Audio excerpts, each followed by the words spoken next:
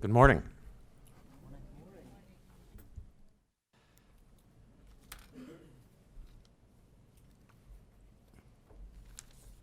I'm Representative Kurt Sonny, and this meeting is for the Special Education Funding Commission, and so I call this meeting to order.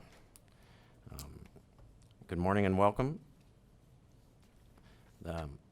I, along with Senator Brown and Secretary Rivera, are the co-chairs of this Special Education Funding Commission. In 2013, the Special Education Funding Commission was created and charged with the task of proposing changes to the state funding formula for special education, which would be more accurate, effective, and predictable. The General Assembly adopted this new state funding formula for special education in 2014. And it's now been in place for 5 years. The original legislation called for the Special Education Funding Commission to be reconstituted every 5 years, which is why we are here today. We are here to learn about how the funding formula has been working and determine whether we should propose any changes to the funding formula. I would like to note that our statutory charge is limited to reviewing the formula as it relates to the school districts. As the new chairman of the House Education Committee, it's been my honor and privilege to be able to travel around the state and hear input on different subjects. And I'm really looking forward to the information that we're going to learn here today, as the rest of the panel here is also. I'd like to thank Dean Maynard and the IU5 for the facility and for helping with testifiers, and we appreciate it very much. So I would like to ask the panel to introduce themselves, and I'll start all the way down on the right. Good morning. My name is Chris Wakely. I'm the Executive Director for the House Education for the Democratic Caucus. I'm here as the designee of Chairman James Roebuck of Philadelphia. He extends his well wishes. Good morning. I'm George Dunbar, State Representative, 56th District, Westmoreland County. Good morning. Mark Longetti. I represent the 7th District in Mercer County. Senator Brown, Lehigh County.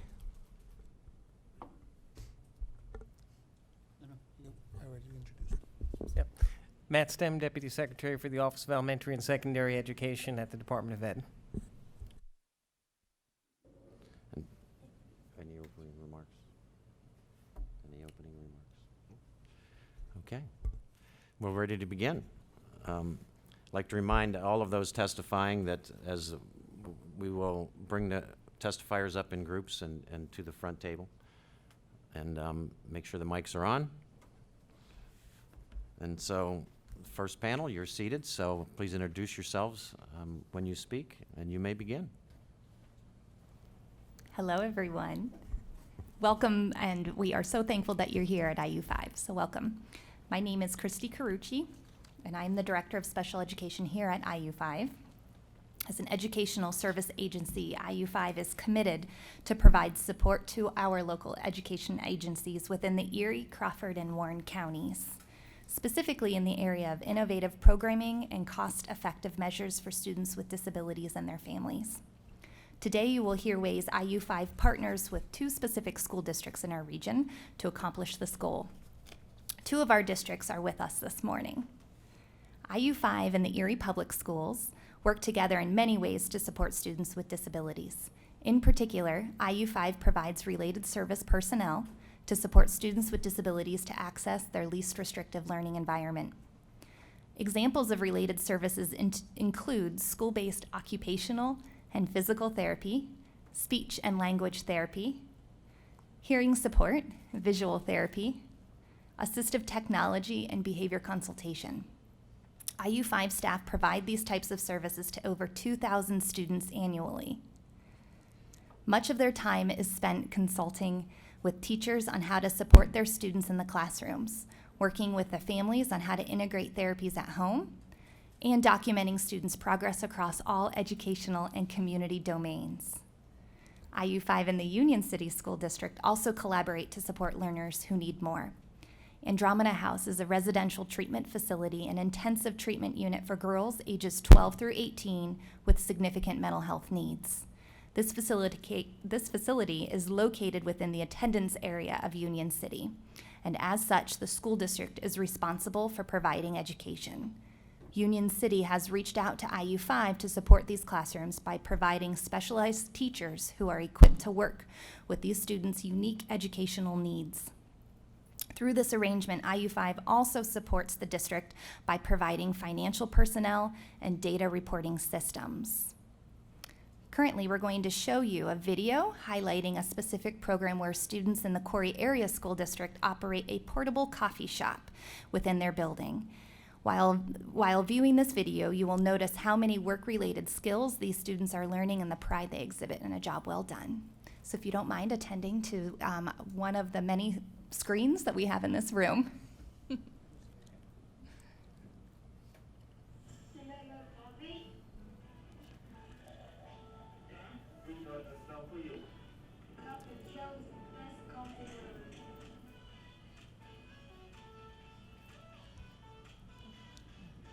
We do cup of Joe so that our students are learning a variety of skills, social skills, kitchen skills, money skills, and every purchase that someone makes is helping send our kids out.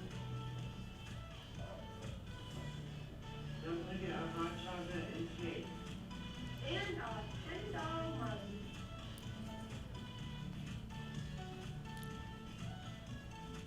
Yes, sir.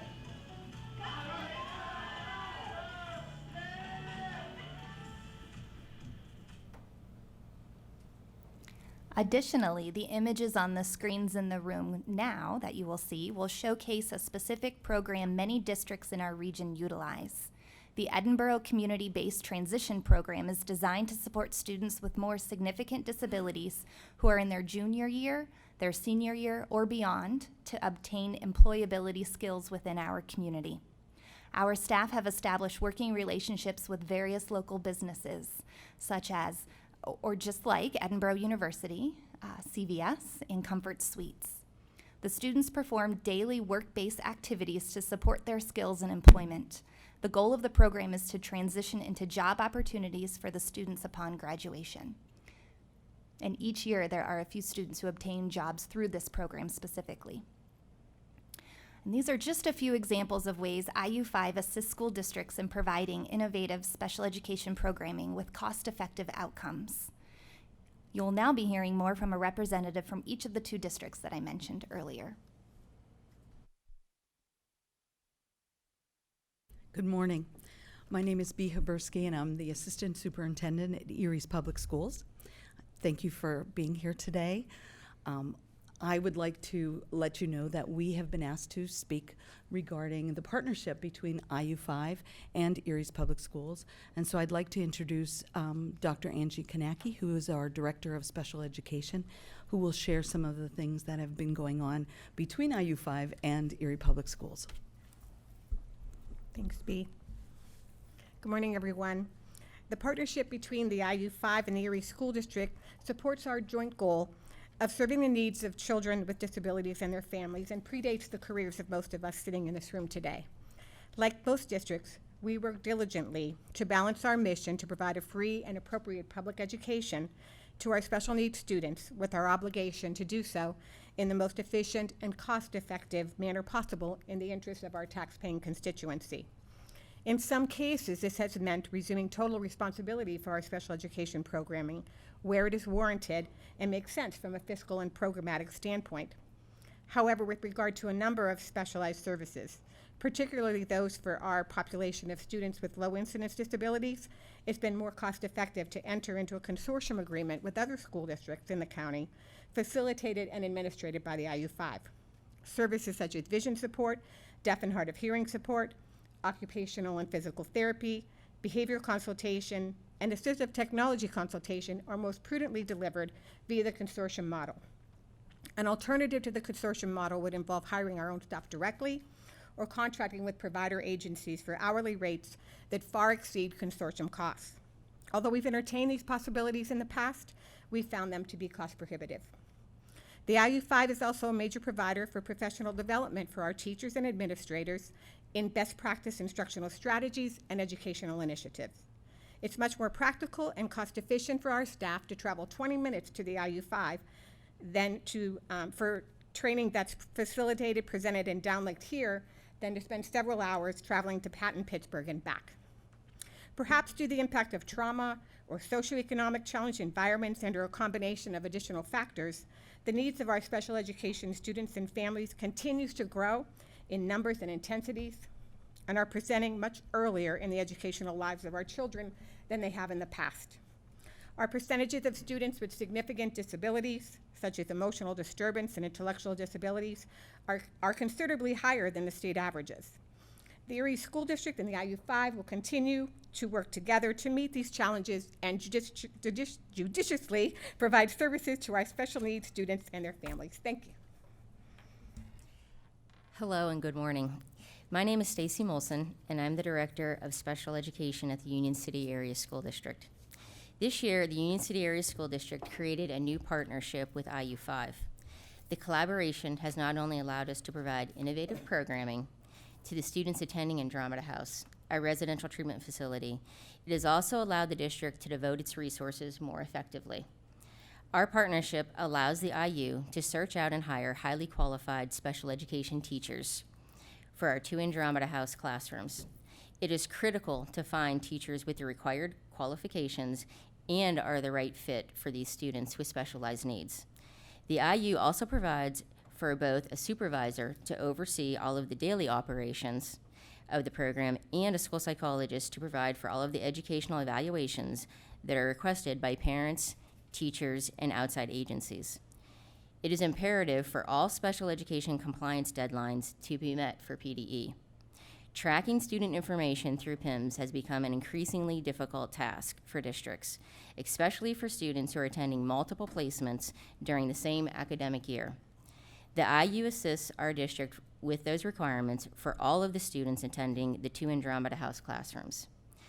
Even though these students are only with us for a short period of time, we care about both their education and their well-being. The partnership between IU5 and the Union City Area School District allows for the resources to be used both efficiently and effectively. Thank you for your attention and consideration. My name's Dean Maynard, Executive Director here at IU5.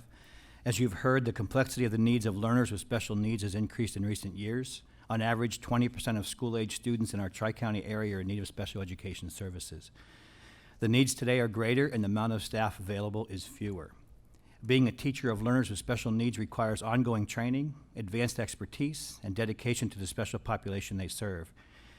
Meeting the needs of today's learners with special needs is time-consuming, paperwork-heavy, litigious, as well as physically and mentally draining beyond the school day. It often seems like an impossible task. These demands find many special education teachers taking special education jobs to get a foot in the door of the school district and then bidding on regular positions as soon as they come available. Increased dollars have helped the districts within IU5 better, not best, meet the needs of challenges of the learners with special needs. Again, many of our districts have more than 20% of their school-age students with an IEP, and the early intervention programs in our area is growing as well. Once these youngest learners transition into kindergarten, the districts will continue to need additional support. At IU5, we continue to introduce new consortium projects and partnerships with the member districts to help them share costs. You've heard about some of these already this morning. These partnerships increase performance of the staff, help students and parents navigate the processes of special education, and increase collaboration throughout the region, helping students transition to the demands and pressures of society and the real world of work. We all know and understand that a proactive investment in the future of every child in our schools today will pay off 100 times over. With limited resources, combined with a growing need for increased services, we really struggle. We appreciate the committee's courage to step up and listen to those in the field. Please know that we are using the funds you make available wisely, and we're working smarter and harder for our students. And please continue to be familiar with the challenges that our public schools are faced with. As you work to design a mechanism to improve funding for these special needs students, keep the faces of the students on the screen in your mind. That's what we're here for. It's all about these kids. Thank you for your time and support. Thank you. Are there any questions? Questions? Representative Longdetti. Could you just talk a little bit more about Andromeda House? I'm interested to hear more about that program. Absolutely. So Andromeda House is a residential treatment facility. It has all girls that are placed there. They're placed throughout the entire state. We have a lot of students from Philadelphia, Pittsburgh, sometimes Erie. And one of the biggest challenges that we have is, one, trying to locate their educational records. We often will have times where we have a student that's been placed there and we're 4 to 5, 6 weeks into the program and we're just finding out that they have specialized needs, that they have an IEP. And it takes a lot of man work to track down those records because a lot of times they just don't come with the necessary documentation. The other issue, and another reasons why we reached out to IU5 is because a lot of times the districts are not claiming them as their student. So we're spending countless hours trying to identify who is their home school district. They are with us for a short period of time, and we are more than willing to provide for that education. But it has definitely been very complicated process in tracking down both the records when they get there and then locating who actually is supposed to get the bill. It's a treatment facility? It is a treatment facility, yes. What type of treatment? So the students, there's a lot of different types of treatment. So some are receiving mental health treatment. They're seeing a psychiatrist. They're going to all of their mental health appointments, plus all of their medical appointments too. So it's staffed by Perseus House staff who are overseeing the program too. So they're part of the partnership in addition to the IU. Thank you.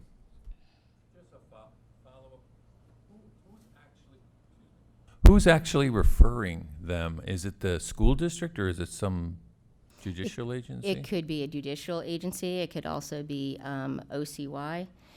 So a lot of the students are there for a multitude of reasons. It's not one specific reason. And where do you get your funding from for the program? Where's the funding coming from? So part of the funding would then be, we would have to locate where this student, their parents are living, and we would have to bill that school district. So we're still trying to find where these students are actually living. I can't tell you on countless occasions where we've tried up to 5 to 10 different school districts, and they're all saying that, well, no, they moved, no, mom or dad is not living in our district anymore. And it takes hours to actually come up with the correct facility, the correct school district that is actually going to claim them. And in some instances, we actually don't find that out. And that's one of the ways that the IU has really tried to help us out and getting reimbursed back from the home school district. And generally, what's the cost of this program, just in general terms? I would say... Sure. Sorry, I can share a little bit more with Sure. that.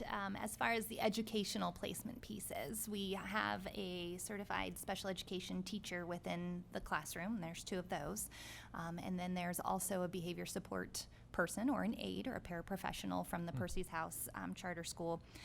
Supervision costs as well. And then there is another behavior support staff that's on. So with the costs of all of those folks that are involved, generally, those 2 classrooms range between, what do you say, $200,000 or so? Between $200,000 to $300,000 a year. And so to not recoup those funds as a small school district, that can be extremely troublesome. Right. So. Yeah, I mean, I know there are a lot of private, organizations that do this or for profit. So I think this is first time I've ever heard an IU doing something. Are you the only one that does this in terms of an IU? Or are there others that do this as well? My understanding are that we actually, so every IU does something different, as I'm sure you've been learning. Sure. But my understanding is there are a lot of IUs that support their districts because the students are residing technically currently in the school district.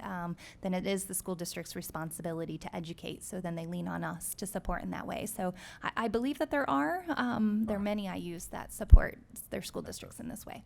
And it has taken us months in the past to find out the records and who these kids belong to, and we involve our solicitor. And honestly, it's been 2 or 3 months in the past to find out where the student's coming from. It's a simple question, but the answer is very complex.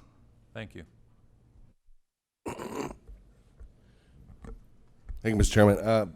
First, thank you for your participation today. This is the fifth such commission exercise that the Assembly has engaged in to either redo or essentially, at least till now, redo our platforms for distributing dollars in K through 12. And one thing I can say is every single component of the formulas that we now have placed are a direct result of these conversations. These are very productive conversations. And the things that we're trying to do in this exercise is to see if what we put in place in 2013 is working, and if we should adjust it accordingly. One of the components of the formula that came as a direct result of conversations in northwestern PA was a component that accommodates districts that have that are smaller, that have significant geographic area, where the scale associated with paying for expensive services is a lot more difficult. It's called the sparsity size adjustment, and it's not an easy component of the formula to get through and to really follow, at least initially, but it's very important for those districts. I know there's Erie County, Crawford County, Warren County districts that benefit from this. Districts that benefit from that piece of it to opine on whether it's working. Is there any things that are unique about your districts that may require us to adjust it accordingly so it works better? What we would expect is if we don't hear anything in regards to components of the formula, we would, I guess, conclude that they're just working. But if there are things in that are not, the ones that are part of that, and especially the areas that recommended it to us, that adjustment came as a result of conversations in this part of the state. It's important that we try to figure out how we can improve it. The conversation that was had regarding your services, transition services, are we certain that those children are counted in the Act 16 numbers? How do we do that? I can speak about that, sure. Okay. Absolutely. So the students who are eligible for special education can continue to remain in our schools until the age of 21. And so there are calculations within Act 16 that are continued to be reported. So those students who are educated in IU classrooms, we work very closely with the sending districts to ensure that those numbers are continuing to be represented on Act 16 each year. You were saying those challenges in identifying what district they're from, though. The conversation you had with the previous conversation, identifying students and what district they're from. Correct. Yeah. So in those situations, in the residential treatment facilities, we continue. So I think another piece, just to expand, we have staff at the IU who directly, that's all they do every day, is try to track down records. They work with those sending districts to give them the information of how many days the students were in these particular classrooms, when they entered the classroom, when they exited the classrooms. There's a process, a 4605 process, that our staff ensure to provide to those sending districts. And so it takes a while, but we do have processes in place. There are a few every year where parents may have been lost or moved, and so we do petition to the state, ward of state exceptionalities, and that's very few and far between, because we do take these pieces very seriously and have many manpower behind trying to find out where students are from and where their parents reside, and then send that data back to the districts. Yeah, I would expect that is important, because students with high acuity are very expensive. They want to be counted in the districts that they relate to, or our formula is not working if that's the case, especially for the ones with the highest acuity. The one thing I like to bring up at all these hearings is one of the most important decisions we made in 2012 is going from an average-based system to a more using the Act 16 platform, which is what we have available, to something more specific, weighing to 3 levels of acuity. The goal is to get as specific as possible. If it's possible, and this came up at yesterday's hearing with autism and trauma, if it's possible for us to set factors and categories that are more specific than 3, the data set's there to do it. And it's not too cumbersome for IUs and districts to participate in that, then that is, just by definition, a better platform, because districts are getting, students are being counted more specifically in where they fit in terms of acuity. You know, there's no magic to the 3 other than the fact that we have to have a formula that works, and that's the data set we have. But if we can improve it with more, then it makes sense. What we heard from the IU in, I think it was IU1, it was, in around Pittsburgh, was they collect data that's more specific to the 3 levels of acuity. However, it would be cumbersome to implement and expensive. Just your thoughts on that in regards to what you can do, how specifically you can track students as far as cost per student, and whether it's worth improving what we have. Any thoughts on that?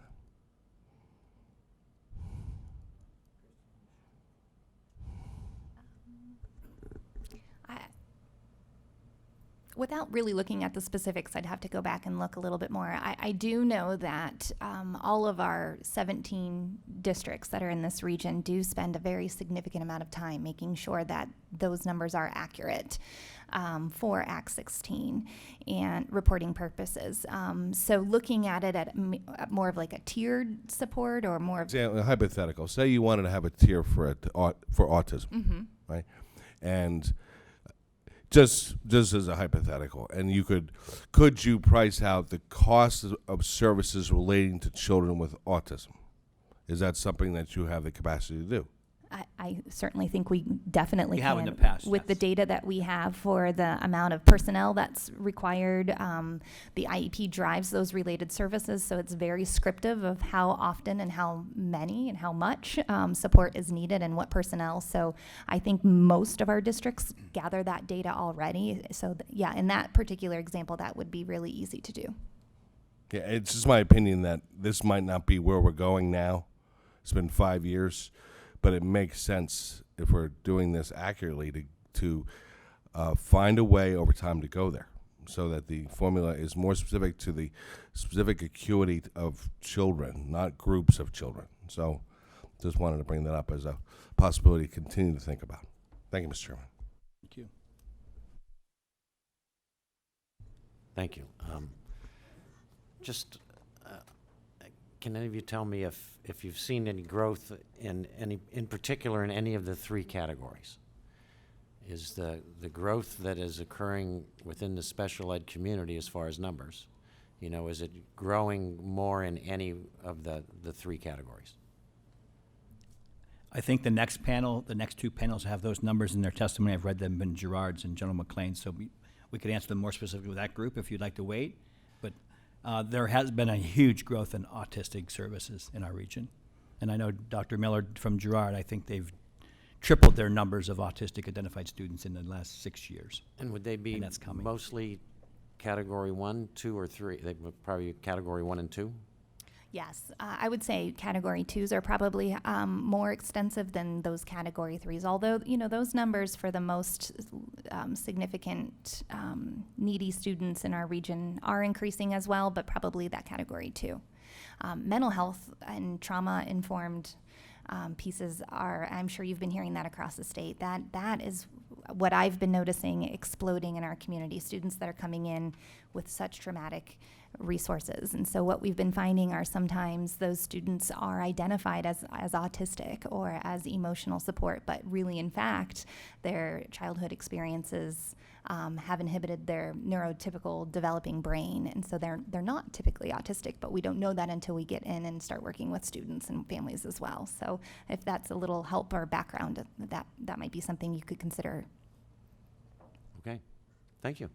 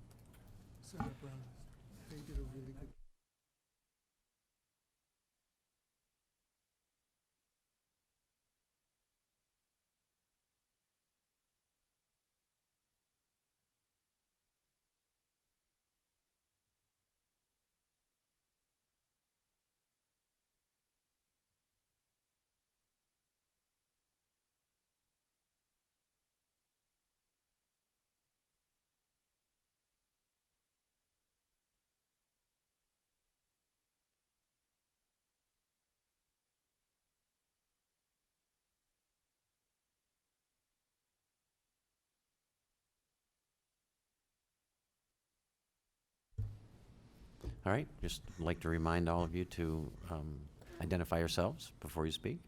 You may begin. All right, we agreed that I would start.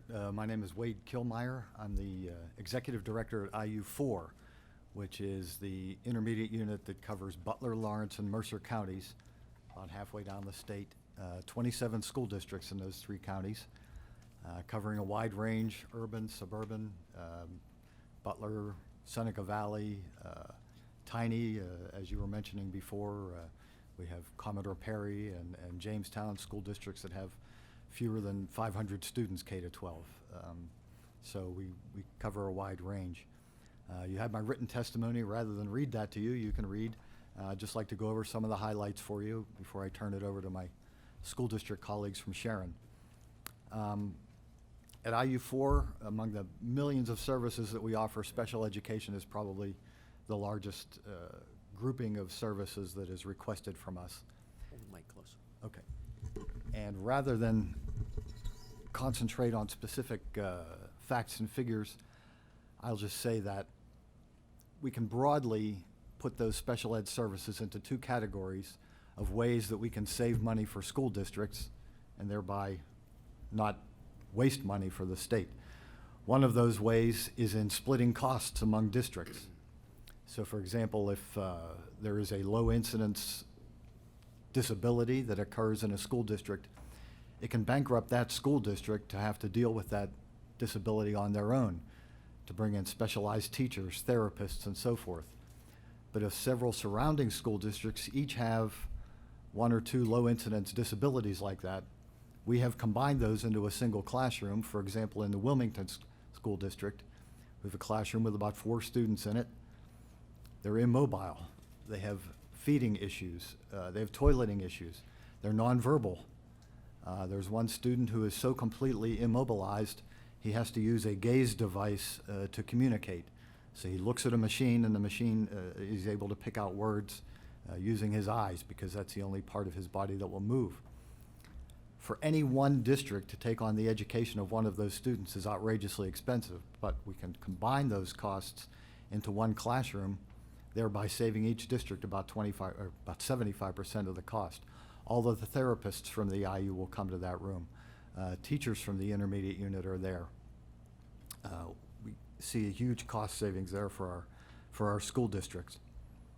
Another way that we help school districts to save costs is by avoiding having them hire people that they may have to later furlough. Families move in and out of school districts. Children come into the system through kindergarten, age out of the system at the age of 21. From one year to the next, a school district may have hired people the previous year that they needed and find that the following year they're overstaffed in that area. With the intermediate unit covering 3 fairly large counties, we have staff that we can deploy anywhere across those 3 counties. If we have someone working in a school district one year that isn't needed there the following year, chances are someone else needs them that following year. So rather than have a district go through all that time, expense, and trouble of searching for people, hiring them, and then later having to furlough them when the need is no longer there, they contract with the intermediate unit, and we take on all that burden of finding the staff and deploying them where they're needed. Even though a lot of these are cost savings measures that I'm talking about, there are very often times when the intermediate unit is the more expensive option rather than contracting with a private provider. And even then, we believe that the intermediate unit is still the best option for students, mainly because of concerns of consistency. For a while, I was the superintendent at a fairly small poor urban district, the Clayton City School District in Allegheny County. And due to money concerns, we made the mistake of contracting with a private company for speech services one year. And by the following year, we were back with the intermediate unit. We went through 3 different speech therapists in that 1 year, and they told us that the pay and the benefits were so bad with the private company they were with, they were always on the lookout to get themselves into a school district or an intermediate unit where they could actually support their families on the pay. And when they found one, they jumped. And then a new therapist would come in. It was like starting over again on day one. They didn't know any of the students. They didn't know their needs. Through the intermediate unit, we can provide consistency. These people have worked for us for years. Again, if they're not needed in one district 1 year, we send them to another district. They're not jumping from us to private companies to other school districts. They come to work for us and they stay working for us. And so consistency that's so valuable to a student with special needs is attained through the intermediate unit. One other thing I want to mention is our TAC staff. TAC, T-A-C, that stands for Training and Consultation. These are mostly federally funded positions where we have teachers of teachers. So they give trainings to teachers in school districts in how to deal with students with special needs or 1,000 other needs that are unmet in school districts. We're kind of like the medical profession in that if we do our jobs really well, you don't need us anymore. We train so many teachers in different things that they need to work with students in their own district that the goal is they don't have to contract with anybody. The teachers in the district can take care of it themselves. I have a short list here of some of the trainings that are offered by our TAC staff this year.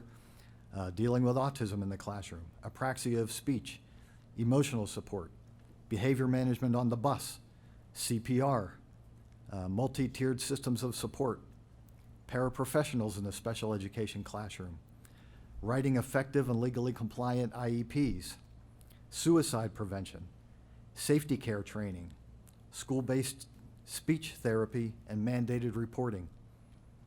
Spending money on training for your own teachers saves money in the long run by not having to contract with outside agencies to provide those services.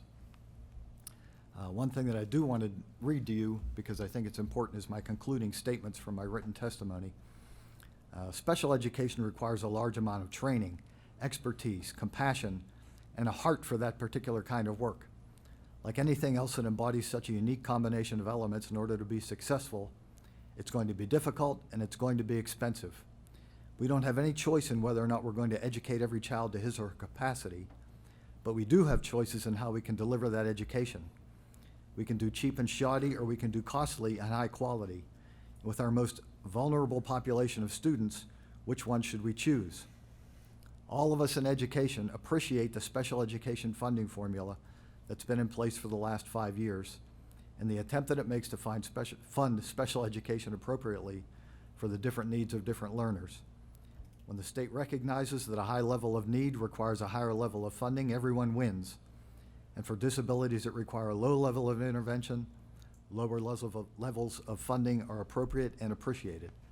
So please continue your efforts to provide those differing and ultimately fair levels of funding. And please do so in the knowledge that we in the field are doing all that we can do to contain special education costs while still providing the best that we can for those in the most need. And then I'll turn it over to my friends from the Sharon City School District. Good morning. Thank you for this opportunity to speak with the Special Education Funding Commission. I am Teresa Templeton, the business manager for Sharon City School District. I have been the business manager at Sharon since July of 2004. Sharon City School District sits in the western part of Pennsylvania, located in Mercer County. Our enrollment is slightly under 2,000 students. We have a market value aid ratio of 0.85. Our current budget is $38 million, and we rely heavily on state and federal funds. Almost 70% of our budget comes from those funds. We have 1 middle high school and 3 elementary K-6 schools. Our real estate tax millage is 80.01 mils, with 1 mil of taxes bringing in approximately $90,000 in revenue. We are a walking school district and only transport our special needs students. One thing I will add, that we do use the IU for programs and for training where we can. Back in fiscal year 2005, we spent approximately $4 million of our budget on special education costs, not including transportation, and received state special education funding of $1.3 million.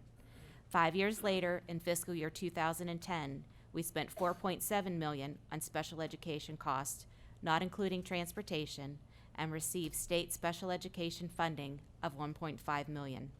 For fiscal year 2018, the district spent $6.9 million on special education costs, not including transportation, and received state special education funding of $1.9 million.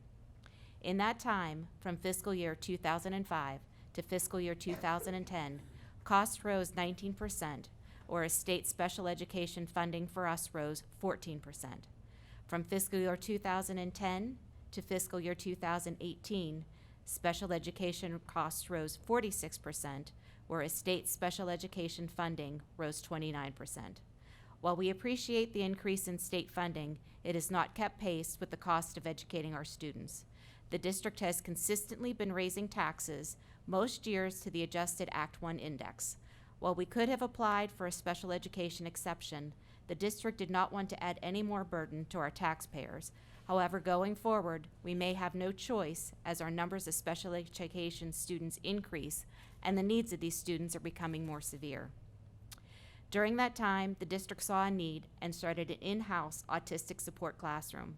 We have since added another elementary autistic support classroom and one at the middle high school. All those classrooms are currently at max. These were in addition to the learning support, speech, emotional support, and life skills classrooms already in the district.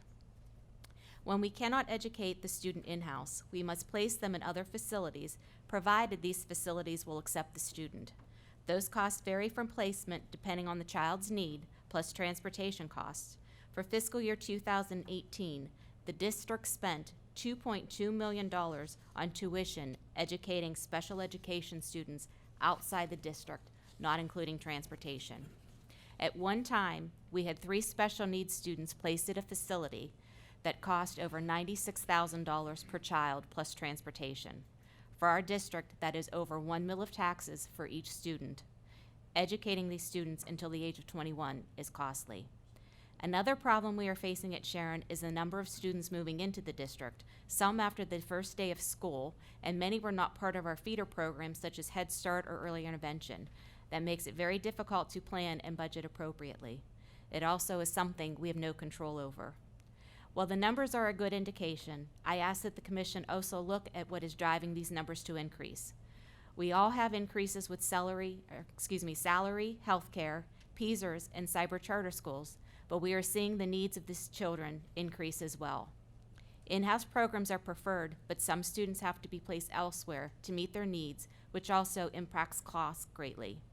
These facility costs are usually more expensive and have added transportation costs. Thank you again for this opportunity. Please let me know if you need any further information, and I wish you all the best in this endeavor. Thank you.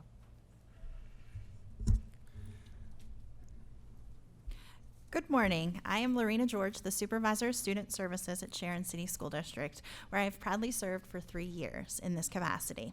It's my hope that today's testimony will provide you with a better understanding of our school district and our funding concerns. Sharon City School District currently serves students in a variety of special education programs. We provide life skills, autistic support, learning support, and speech services from grades K through 12. We also offer an elementary emotional support program. Numbers in our autistic support programs and emotional support programs are at capacity. Since these programs are at capacity, when students move into the district or need other services or programs, we either have to consider opening a new classroom or sending students to another open placement. Both of these options require additional funding.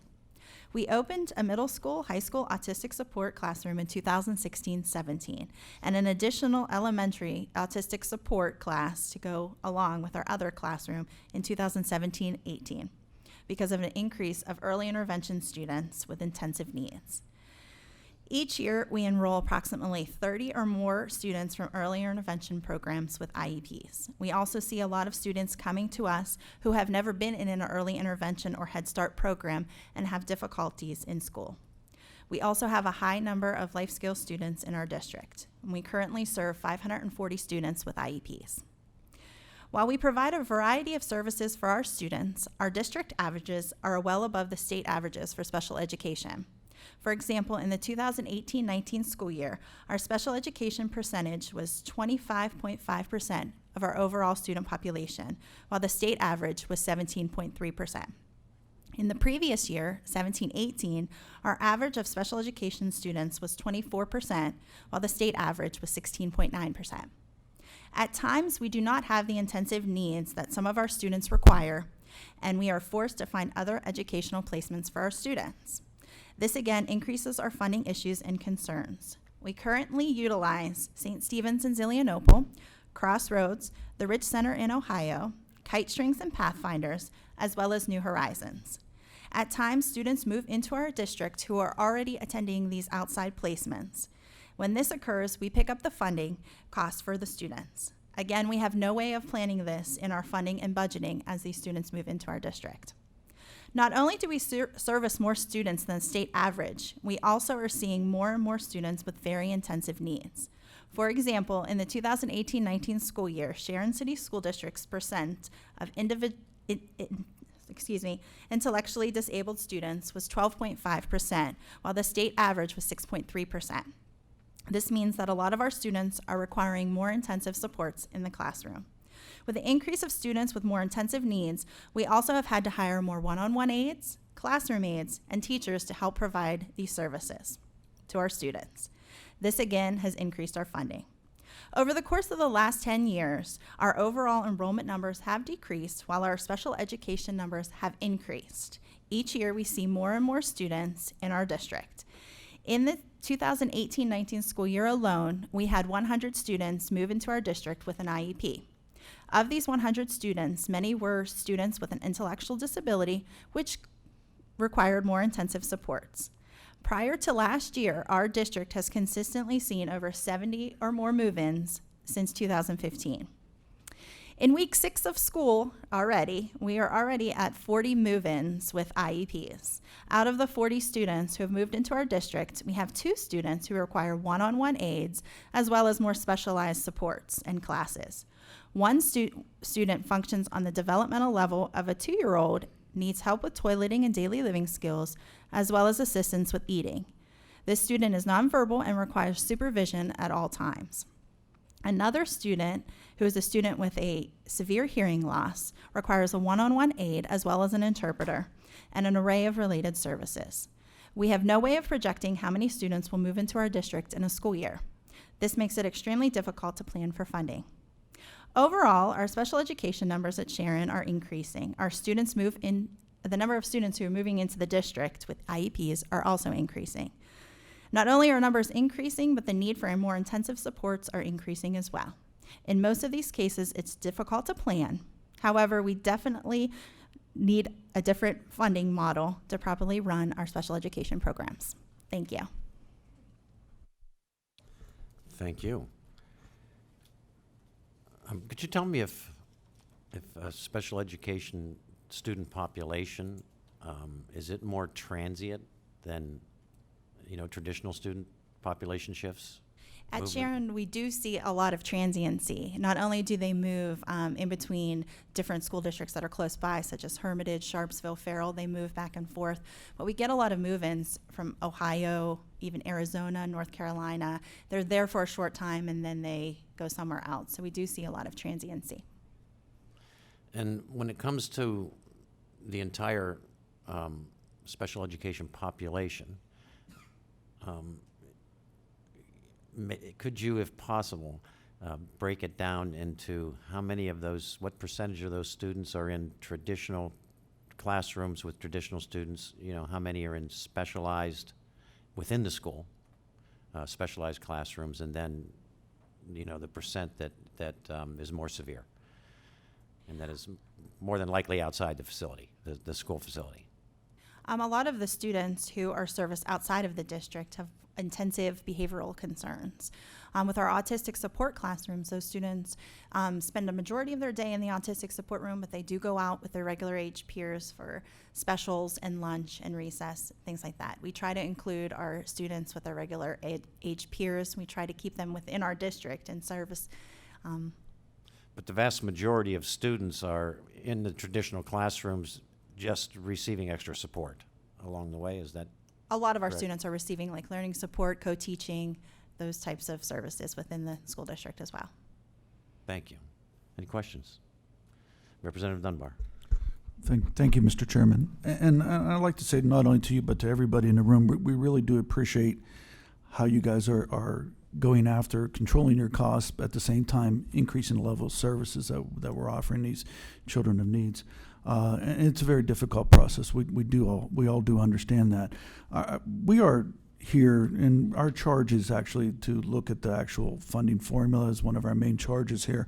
And Senator Brown had asked earlier panel about it, and I had heard Mr. Kilmeyer say that he thought it was done well in the past, I believe was what your comments were. But I also heard you say that the funding model needs to be looked at. Are you referring to the dollars or the actual formula itself? Just the cost and the more intensive needs of the students, just that we keep getting into the district. So as far as the formula itself, you're comfortable with the way it is right now? When Senator Brown asked the question of the other district about the tiers, I think expanding it to like the tiers by classification, like autistic support, I was just, when I first heard, my thought is we have 500 some students. How am I going to be able to do my AFR based on 500 students when I have, this? And I'm thinking of schools that have a lot more students than us. I think it could be done by the tiers to say that, I think the more severe students are taking the funding away from the less severe students. So if we could get more funding to help them with those programs, I think that would help. And if that's a way to adjust the funding formula to get that, then I think that's something to be considered. We also heard some testimony yesterday in regards to smoothing. For instance, for Sharon, which is 24%, and I believe you had said 24%, which is just astronomical to me. I have trouble wrapping my hands around it. That many students, and you have that many kids moving into the district. And so at a year's time where you may have a lot of students moving into the district, the formula isn't going to catch up until the following year, which creates some financial hardships. Is smoothing something like a 3 or 5 year averaging thing is something that you feel would be an improvement to the formula? That's something to consider because we do have move-ins and we do have move-outs. So to take that into account, to smooth it over, that I think is a good idea. And just out of curiosity, are there move-ins because you guys are doing such a good job? Is that why? We are known within the area for I expected a quick yes, to tell you the truth. For our program. So a lot of families come in hearing about our different programs. We hear that a lot. Okay, thank you. Thank you. Senator Brown. Thank you very much. Just looking at Sharon in relation to the formula,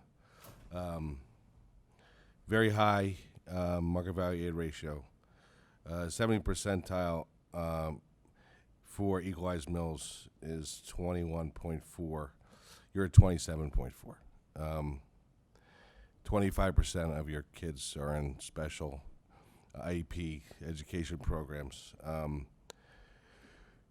The formulas work in relative terms. It is very hard often to accommodate in a formula, even though we will try our best to do that. Districts that really fit in the category of outliers, that have all the components that drive a very significant circumstance that a relative platform has a tough time accommodating.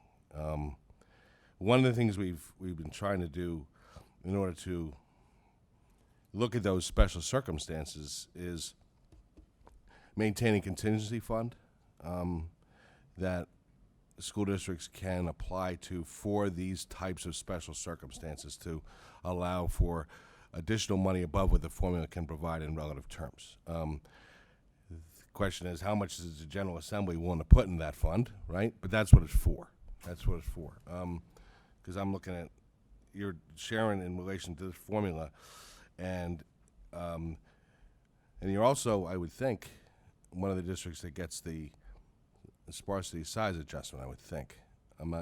No, that's not correct. Okay. But every other factor in here, it drives more money to you, but you're above what the percentiles, the 70th percentile that drives these adjustments, and it's difficult in relative terms for the formula to accommodate your special circumstances. So has the district, at least to this point in time, has it applied against the contingency fund for money to accommodate this? No, we've done the Act 16, and we've done out-of-state reimbursement. But that's something I will look at. Yeah, we'll have to, no doubt, I would think, I'm just predicting, but I would think that that would be something that would survive our review here, because it does accommodate special circumstances, and then the determination by the Assembly how much put in it, but it's something you should really look to. Thank you. Representative Longetti. Well, first of all, I want to thank each of you for testifying. We've worked together for quite a number of years and appreciate that, and don't want to get afield of what our charge here is today, but I was solicitor at Sharon School District for 15 years. I've been away from that for 13 years. So there are some things that have changed, but just to give a flavor to folks, I believe Sharon has the highest millage rate in Mercer County. The housing stock, a majority of it is rental properties, and some projections indicate not too far down the road it could be 80% rental properties. It's one of those third-class cities that has all the challenges of a third-class city. You talked a little bit about transients moving in and out, and that's part of that is a function of the programs you offer. Part of it is a function of rental properties and people who get into problems with renting. But is there any way for you to quantify or indicate, is there an additional cost in delivering special education services, in your view, when people move in and move out? And you even talked a little bit about kids coming that didn't have the benefit of early intervention. If you could kind of shed a little bit of light on that, perhaps. When students move into the district, like the two students I spoke about, they have extreme needs. And you don't know if they're coming or not. As far as our early intervention students, we know about the students coming in who are in the Head Start and early intervention programs, but then there's also students who come in who have never had any preschooling programming whatsoever, and who are coming from very complex home environments. So it makes it very difficult for them coming in and starting school with never having that experience before. I'll follow up with the cost on that side. I budget for additional one-on-one aids because you don't know. We try to do it as best we can based on the numbers that are in the Head Start classrooms already, but like Mrs. George said, we had 2 that were not on our radar anywhere, and they're both requiring aids. So you have the cost of additional personnel. You also have the cost of them taking away from the teacher if they don't need a one-on-one aid. And you have kids that might be halfway through the school year, and then that teacher has to devote more of her time or his time with the new move-ins, as well as, if they're into a placement, it does increase the cost. And then, we do have 3 elementary schools, and you say about the rentals, and we do notice, like the end of the month, rent that's due the next month, they're in a new home. Sometimes it's within the same school, sometimes it's within the same school district, sometimes it's going to a neighboring school. So, we may have them, and then next month rent comes due, and then boom, they're back in again. So it's just a lot of, some soft costs associated with those as well. But we can't control that. So when those students move in and out, in your view, are there times where there are additional supports that are needed, but they don't necessarily get bumped into the higher acuity classification? So right now we have the kids that need a lower level of service, a moderate level, and a more intensive level. is there additional cost that you're seeing that doesn't necessarily bump them into one of the higher categories? I would say yes, because they're not there the whole year. So, you know, it's increasing the cost for that time. It might be for 3 months, it might be for 2 weeks. Right. That it's there, but it's not there for the whole year to go for the Act 16 numbers. Thank you.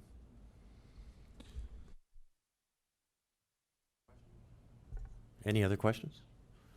I wanted to ask Wade just to make one clarification, just to make sure we have it out there for the group, because sometimes our terminology can be a little counterintuitive.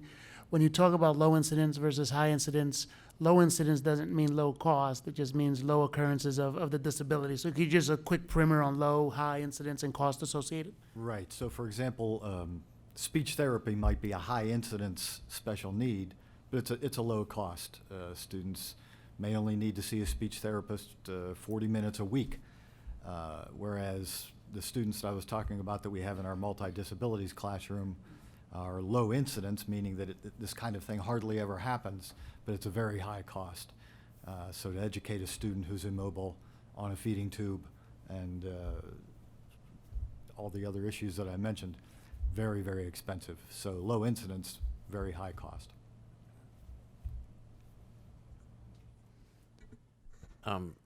Obviously, that it's a challenge to the districts because that amount of funding needed throughout any particular school year is always a moving target. And so that being said, do you believe that the way that you report those expenses is capturing all of the expenses, and so that, you know, as far as the calculations are concerned, the information is there? I think it's there. You know, we are capturing the cost when we file the AFR, but as far as like the funding, recognizing those, we're not getting into as much detail, because for the 15 years that I've been there, I've seen such a huge increase in our special education costs and the type of students that we're getting, and I only see it getting worse. You know, just some of the students that I hear about, and I'm not in the schools, so if I hear about them, it's pretty bad that when Lorena's coming to me to say, you're not going to believe this one, this is going to affect the budget this how. I just think there needs to be a way to capture those, like, I don't want to say outliers, but just the unusual circumstances that we have. The ins and outs and the more costs. Thank you. Thank you. Thank all. you. Thank you for your testimony.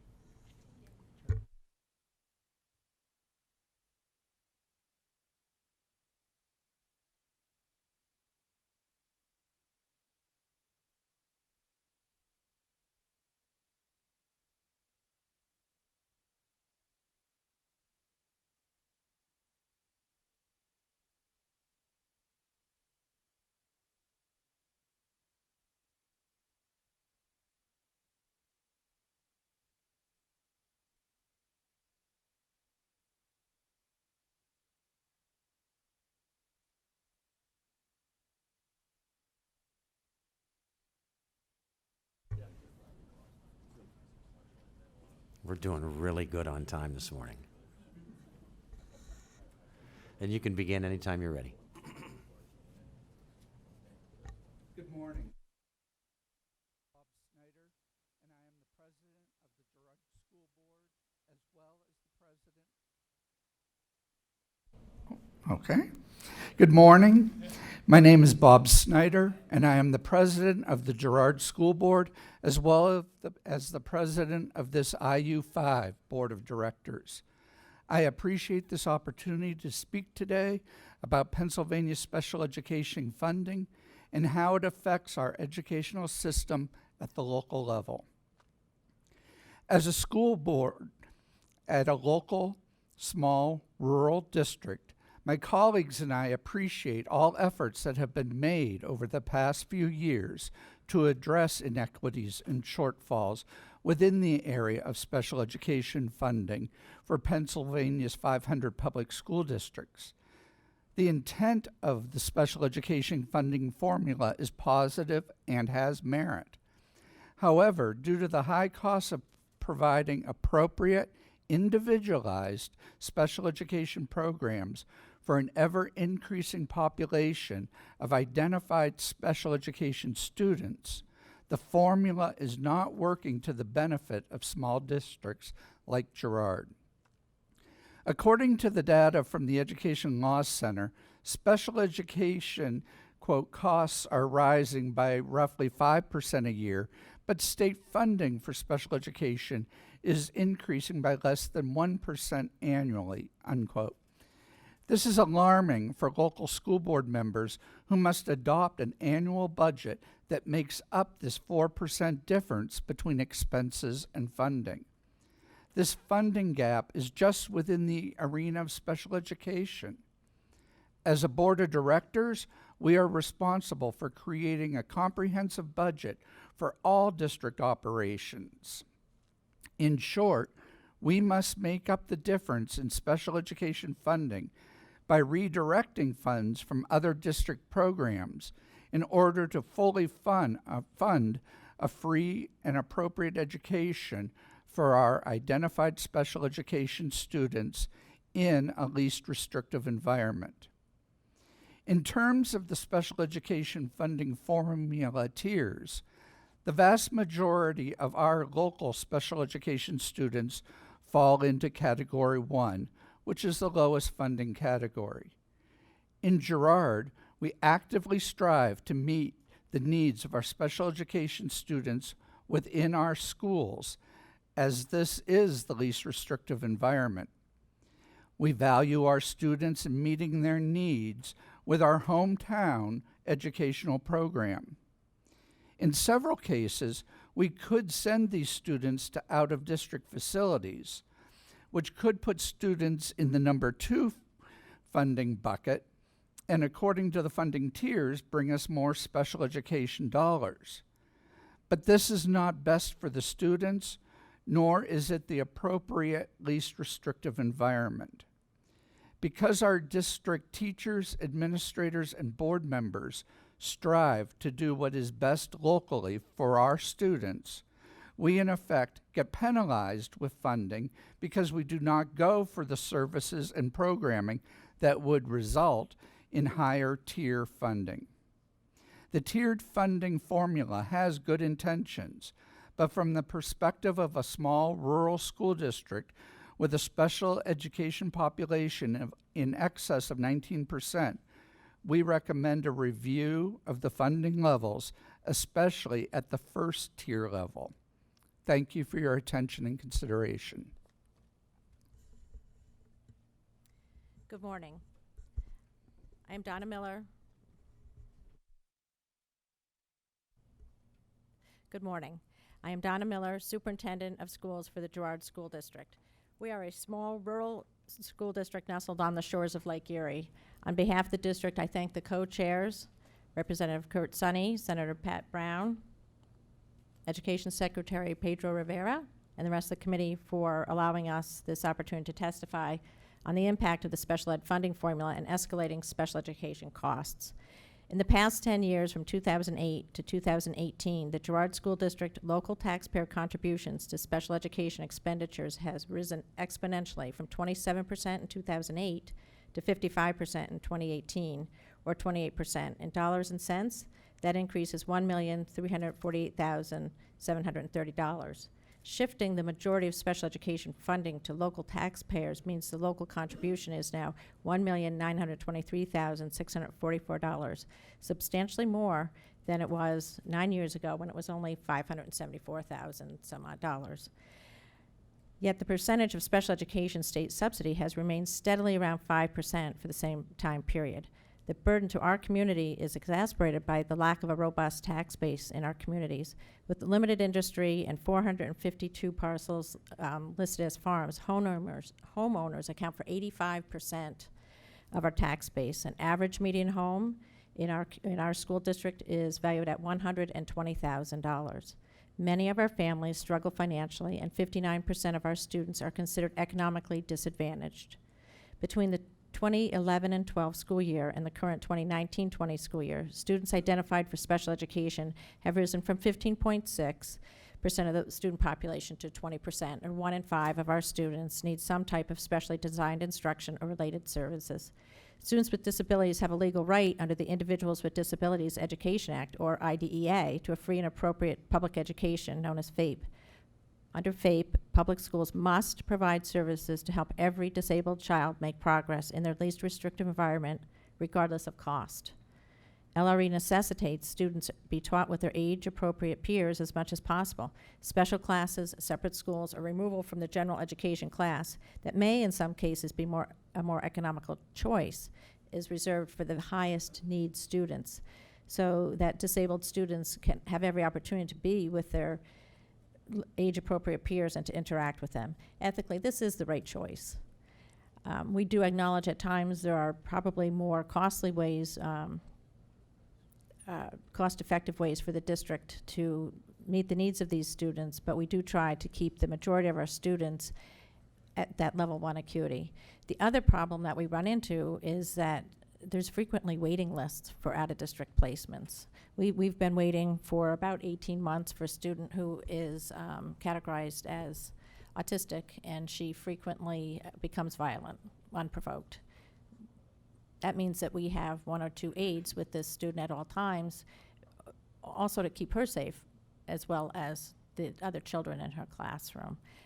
She has physically attacked her teacher multiple times, requiring medical care.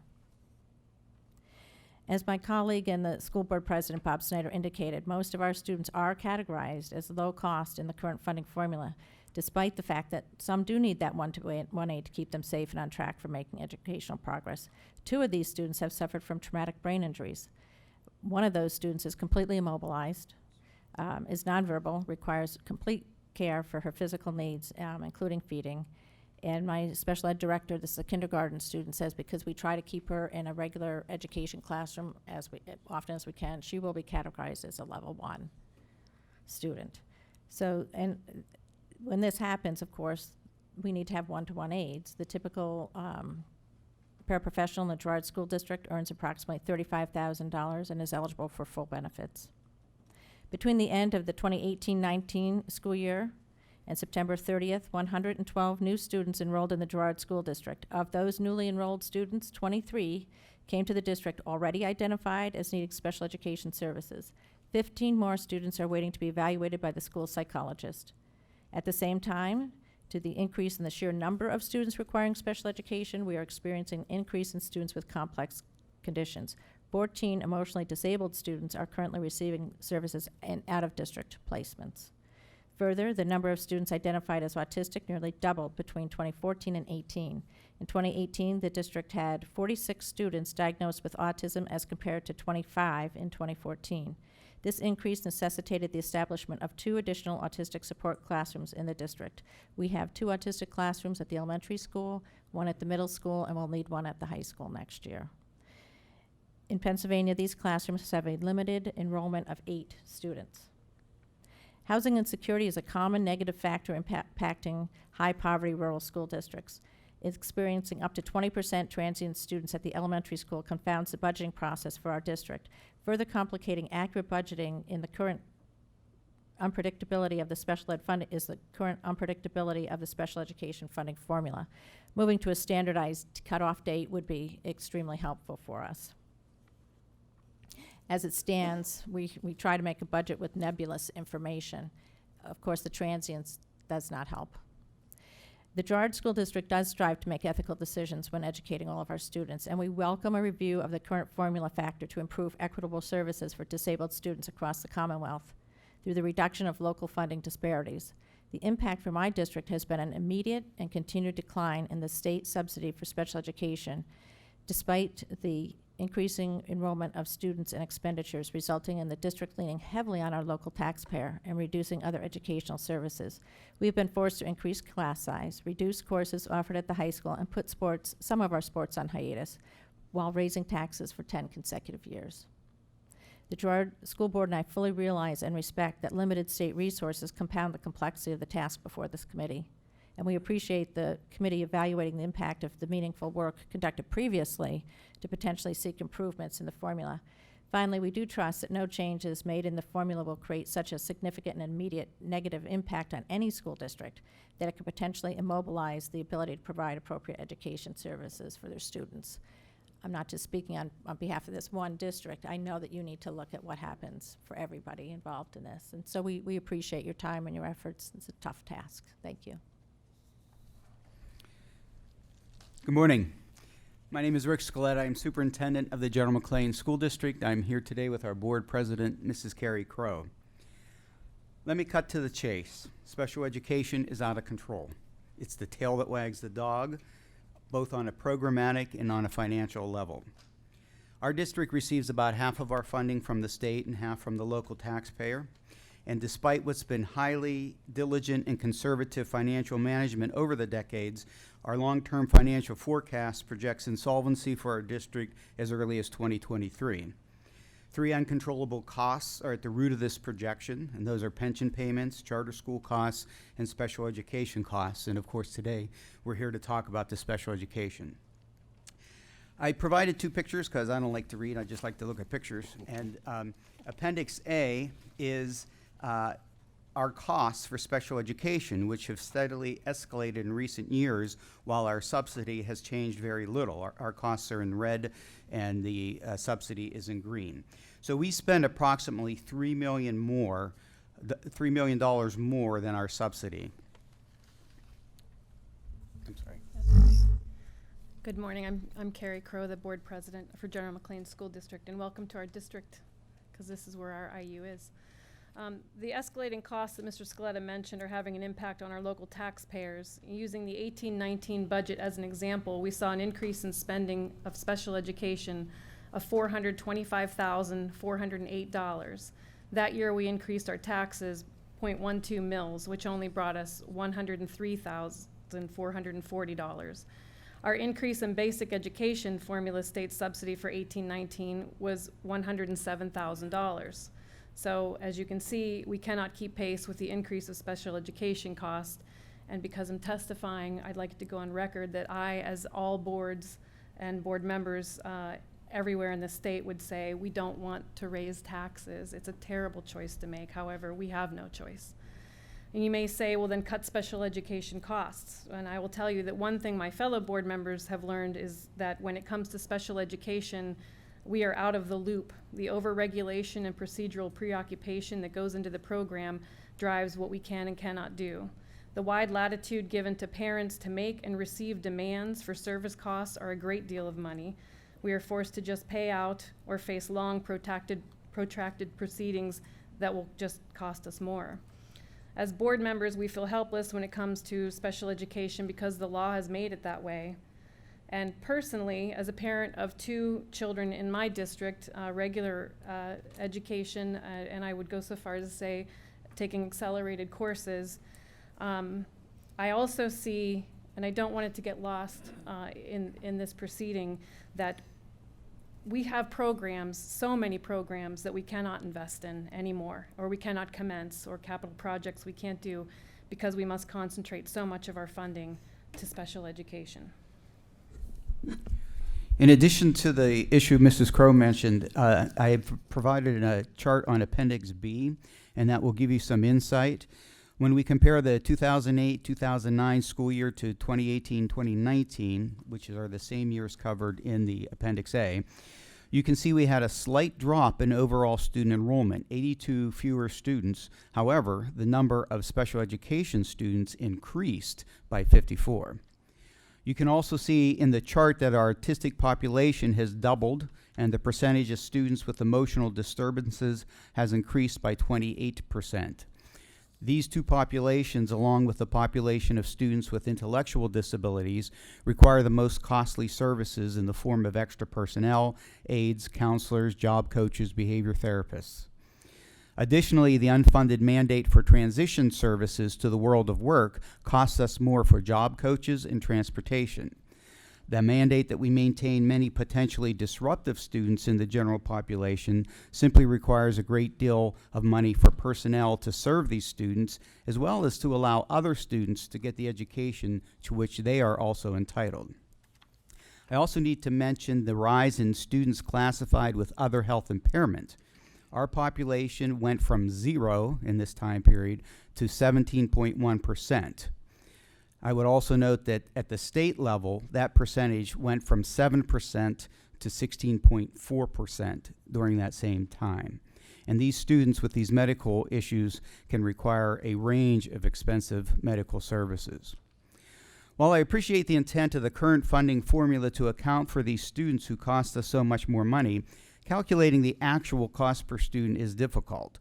When you're fiscally responsible, you ask people to wear multiple hats and serve multiple students. So calculating exactly who gets what service is tricky. And the trickiness, of course, is compounded with the greater number of students and the greater variances in type of disability.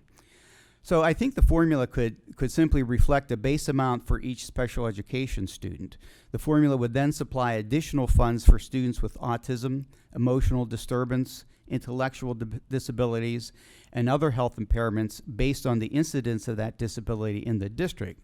But you would also want to take into account the age of the special needs students. For example, providing transition services for high school students adds another layer of cost, so there would be additional funding there. While there's a process to appeal for additional funds for those unique situations where a student's care costs more than $75,000, that's the Special Education Contingency Fund, I believe that the eligibility requirements for these funds should be lowered to $50,000 per student. And finally, a special subsidy for transportation of special needs students is needed. It used to be that only students confined to a wheelchair would need special transportation. Now students with seizure disorders and severe diabetes require nurses during the transport. Students who have severe behavior problems or whose autism prevents them from riding a regular bus require separate vehicles with aides. These costs are escalating and we need relief. They can easily be calculated on an actual basis, not necessarily a per student basis. So thank you for listening and for your efforts to devise a special education funding formula that more accurately reflects our actual costs. Sorry, hold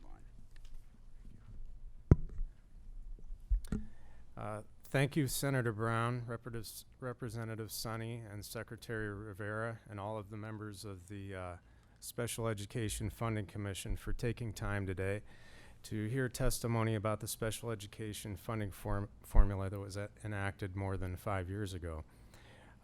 We really appreciate the opportunity to share with you how special education costs and the special education funding formula has impacted our local district budgets.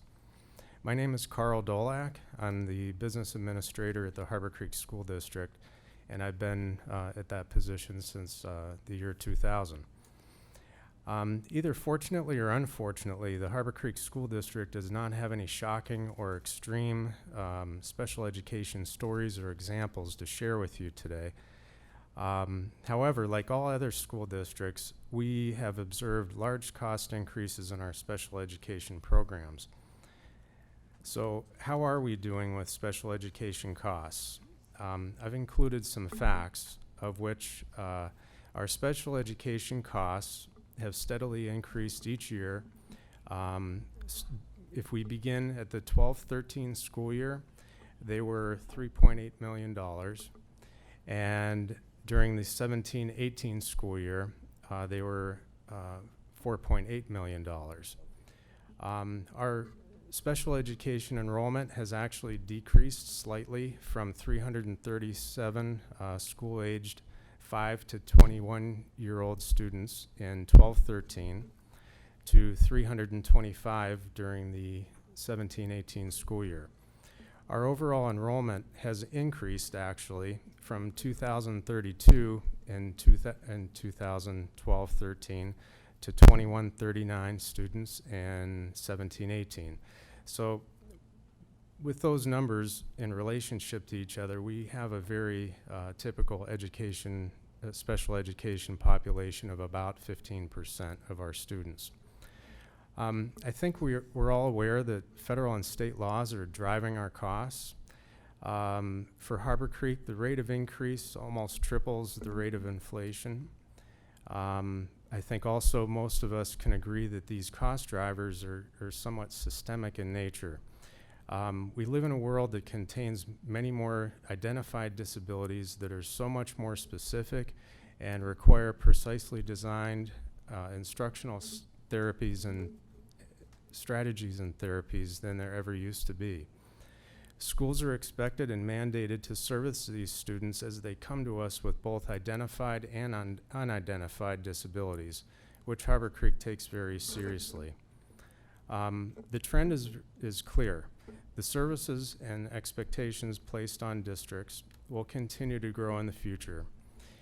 In a single year between the 16-17 and 17-18 school year, special education instructional and support service costs statewide grew $227 million over the prior year, according to the Pennsylvania Association of School Business Officials.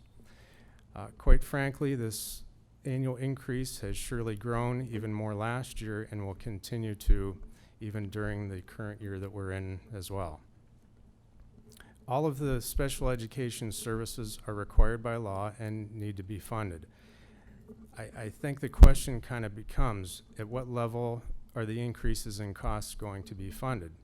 Are the taxpayers going to fund it at the state level, or are they going to fund it at the local level, or is this going to be a shared initiative?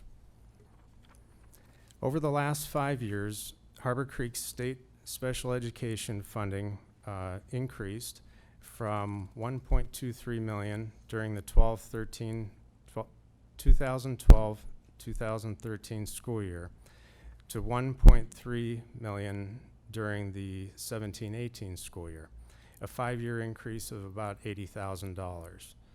During the same time period, special education costs for the Harbor Creek School District increased $1 million. This means that the special education funding formula provided 8 cents of additional funding for each $1 of new special education costs at Harbor Creek. In total, the Commonwealth provides total special education funding to the students of the Harbor Creek School District in an amount that represents 25% of the total cost. So 25 cents of every $1 in special education cost was covered by the state through special education funding. If current trends continue, the Commonwealth's share will continue to drop and local funds will be required to fill the ever-increasing gap. This is what concerns us in terms of sustainability of current programs and the district's ability to keep pace with future requirements and provide innovative programs that work for both special education and regular education students.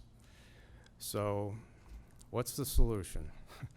I believe that the solution lies primarily in increasing the amount being consistently allocated statewide in order to make the funding pie bigger and more predictable each year.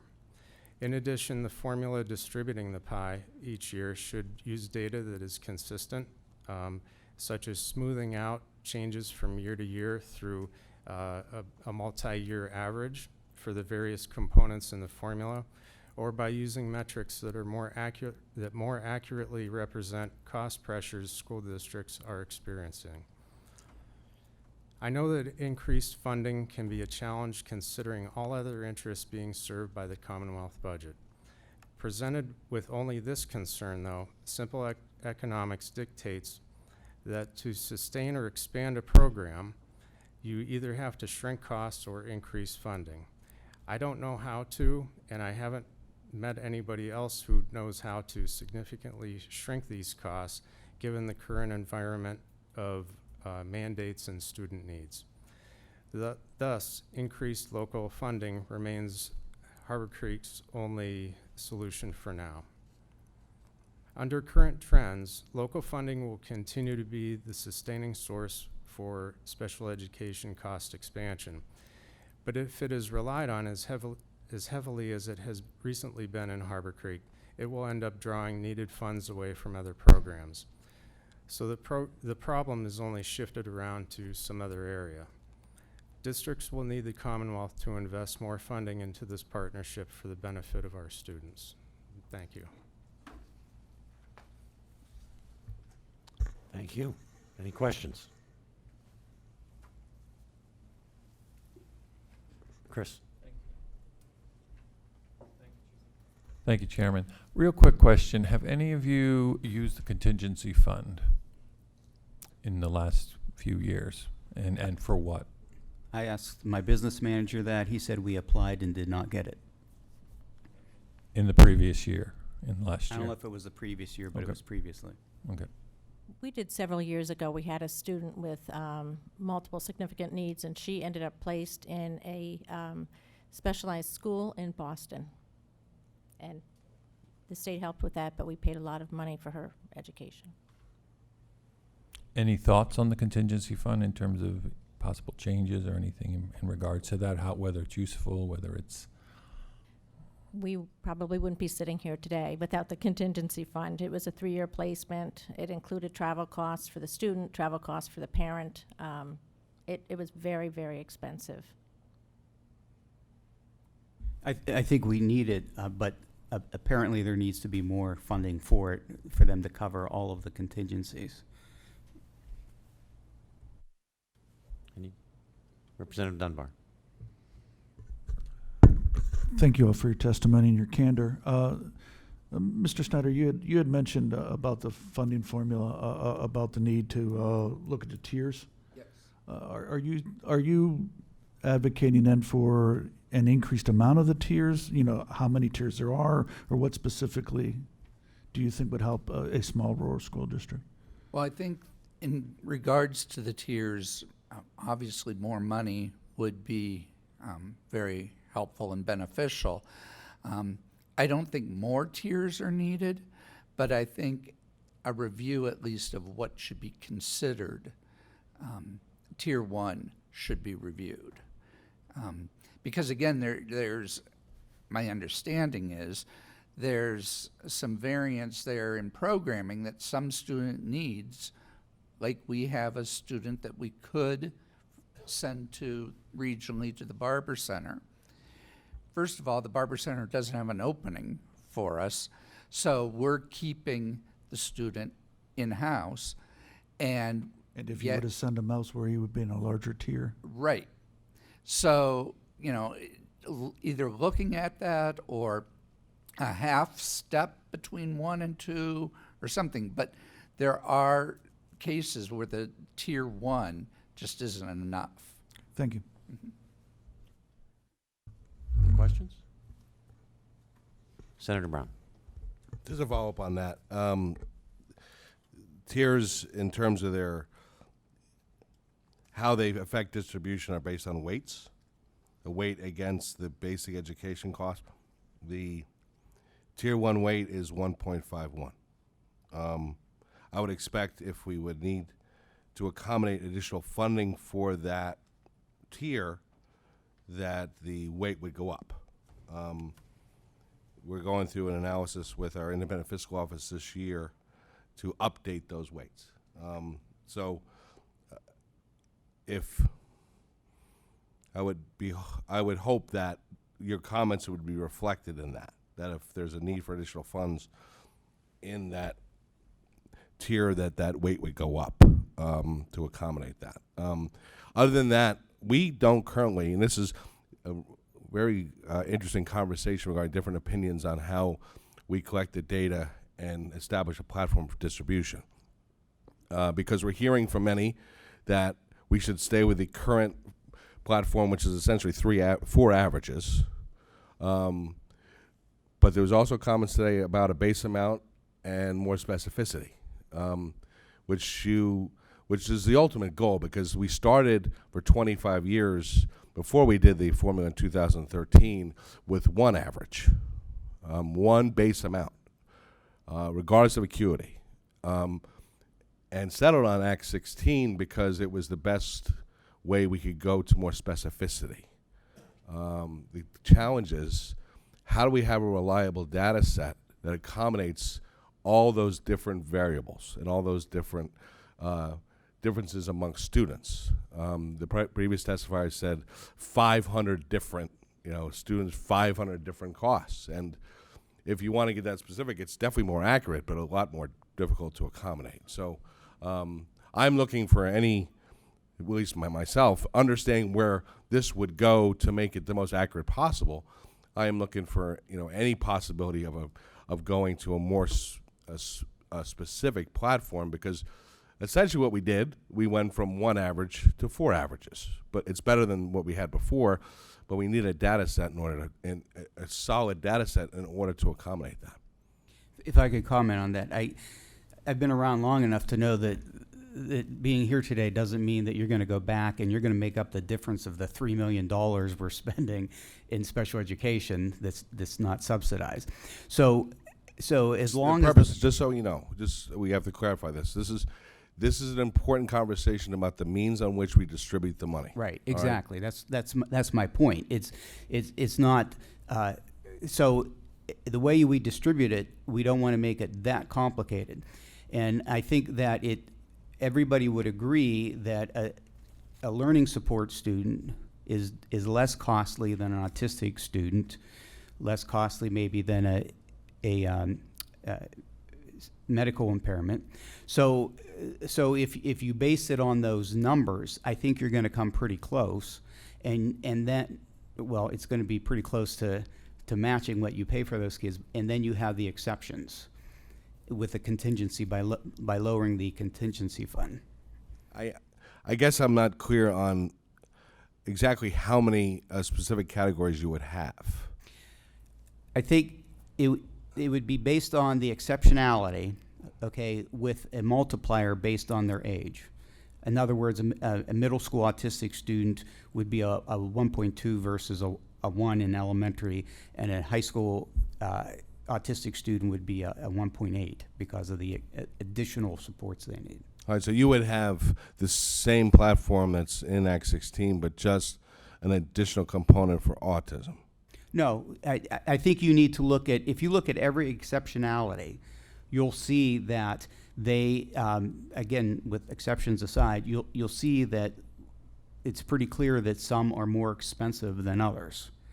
And so I think you could come up with a pretty good average, pretty good idea if my basic special education student costs this, then a high school autistic student is going to cost 1.8 times that. Okay. And one last comment. There was a comment regarding the fact that the formula doesn't accommodate a small district. I think it was mentioned by Gerard. We had put in place a specific component of the formula relating to districts with large geography, small size in terms of population. Open to consider changing that, reinforcing it. Some of it's objective, some of it's subjective. If it's possible to take a look at that piece of the formula, and if it's possible for you give any opinions on how to adjust it to accommodate your concerns, that would be great. It would be very helpful when we're proud to be agricultural, but when you have that much land and no industry, it's not just we're going to get taxes from some corporate person out there. It's our local taxpayers, and so that's where we run into a big problem. Many of our residents have lived there for a long time. They're elderly on a fixed income, so And that's a problem. And that's the reason why we put that adjustment factor in for those considerations. So we want to keep that. So if you could look at that, maybe I don't know if there's some adjustment that needs to be made, but you definitely should look at that. And if I may, I would say there is an additional cost when districts have a high transient population. Very often those kids do come to us. I heard Sharon say they come and they might not have any label, and so that's very often the case. The family moves around because distress. They're distressed and under a lot of pressure. So when the children enter, often because now they're at the cutoff age, they've had no services whatsoever. They have not been in school. They have not taken advantage of services through the IU. We have one mom who just came to us and said, "Gee, I never put my child in school because I was afraid of how they would behave." Her child wears no clothing at home. The list goes on and on. So she just didn't know what to do. So that child's coming to us, and we need to help that mom and that family and this little guy so that he can be successful. Is it going to cost us some money right away? Yes, because we're going to put him into an intensive program so we can decide and get somebody who is the expert on these types of cases to tell us what is the complication here, what do we do? And so, that's just one case, a student coming from New York State, 1-to-1 aid, severely autistic. These kids drop in, and just what Sharon said, then they leave. I think all along the way, most districts try to do their part. Let's get a diagnosis for this child. Let's try to get them on the right path. I mean, I would hope that all of our colleagues do that. We do that. And the question about if you run a good program, do people come? We've been saying, so what brought you to Girard? And many of the families do say, well, I have a friend who has a special needs student. And so, yes, they come. There's other factors. We have a lot of low-income housing as well that doesn't really show up in those stats. Large trailer parks where families come, they double up, they try to make ends meet, and that's what they're doing. So can we criticize those people? No. Do we have to meet the needs of the children? Absolutely. It's what we're called to do. Yeah, being a center of excellence in special education comes with a cost. It does. It does. Thank you for what you do. Thank you. I would just like to thank all of the testifiers today. It was very easy to see the passion and dedication that all of you put into teaching, raising, and taking care of all of the students that come under your charge. And I just want you to know that everyone on this panel very much appreciates the work that you do. Thank you, and this meeting is adjourned. Thank you.